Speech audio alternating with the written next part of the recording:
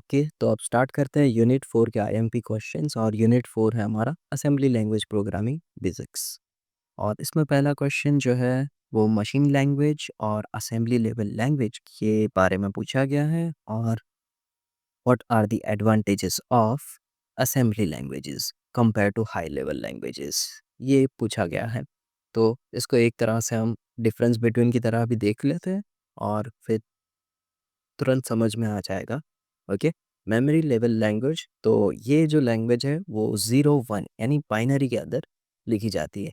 Assembly level language के अंदर हम शॉर्ट निमोनिक्स या फिर कह लो इंस्ट्रक्शंस जो होते हैं, छोटे छोटे move, add, MPI, load, accumulator, LDA, वो सभी का यूज़ करते हैं असेंबली लेवल लैंग्वेजेस में।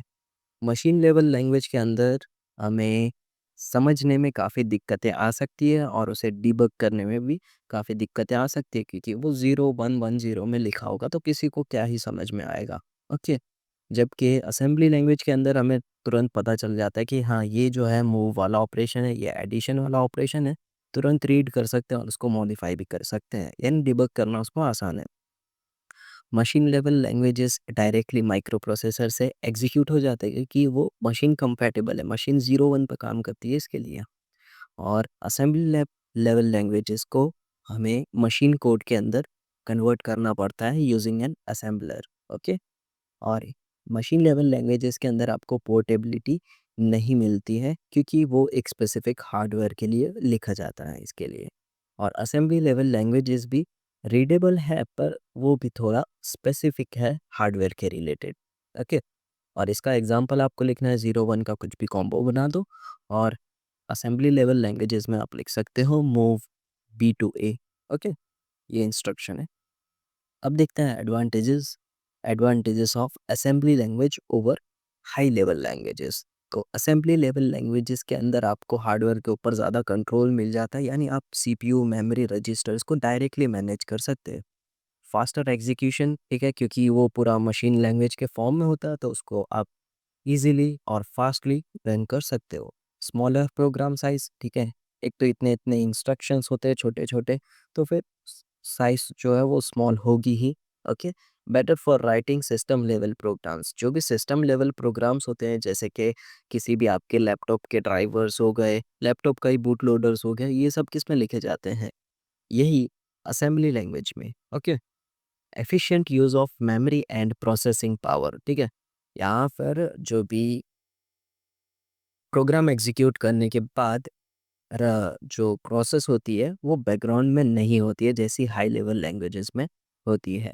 ओके, और यहाँ पे एक डिसएडवांटेजेस लिखा है शायद, it is more difficult than high level language and not portable across different CPUs. ठीक है, ये हाई लेवल लैंग्वेज से डिफिकल्ट है और पोर्टेबल नहीं है। ओके, अब देखते हैं assembler, debugger and linker with an example. दो बार पूछा जा चुका है।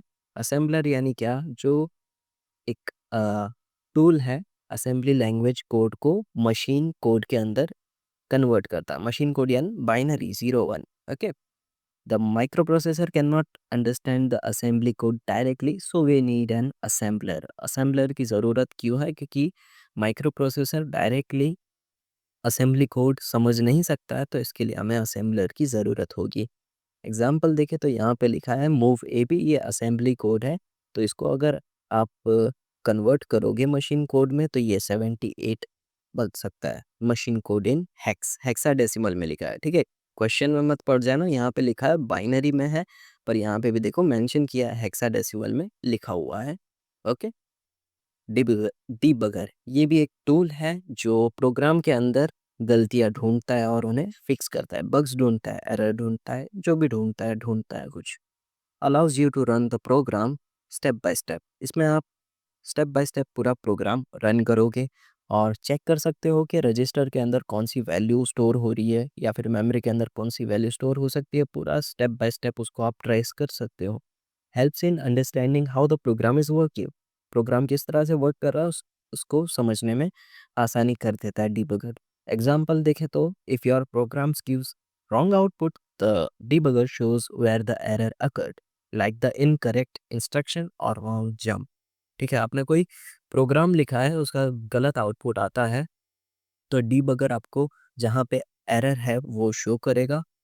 वो एरर कौन-सी हो सकती है, या तो इनकरेक्ट इंस्ट्रक्शन या फिर कोई आपने जंप इंस्ट्रक्शन गलत यूज़ कर लिया है। ओके।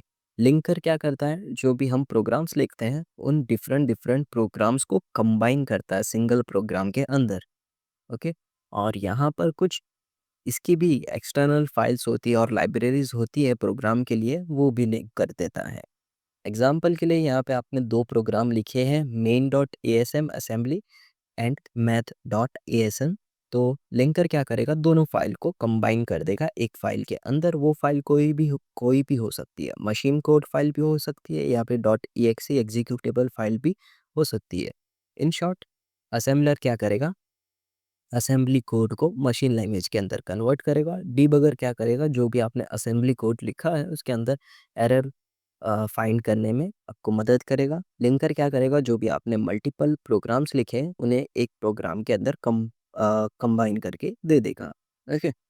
नेक्स्ट वीडियो में हम देखेंगे instruction based on byte size.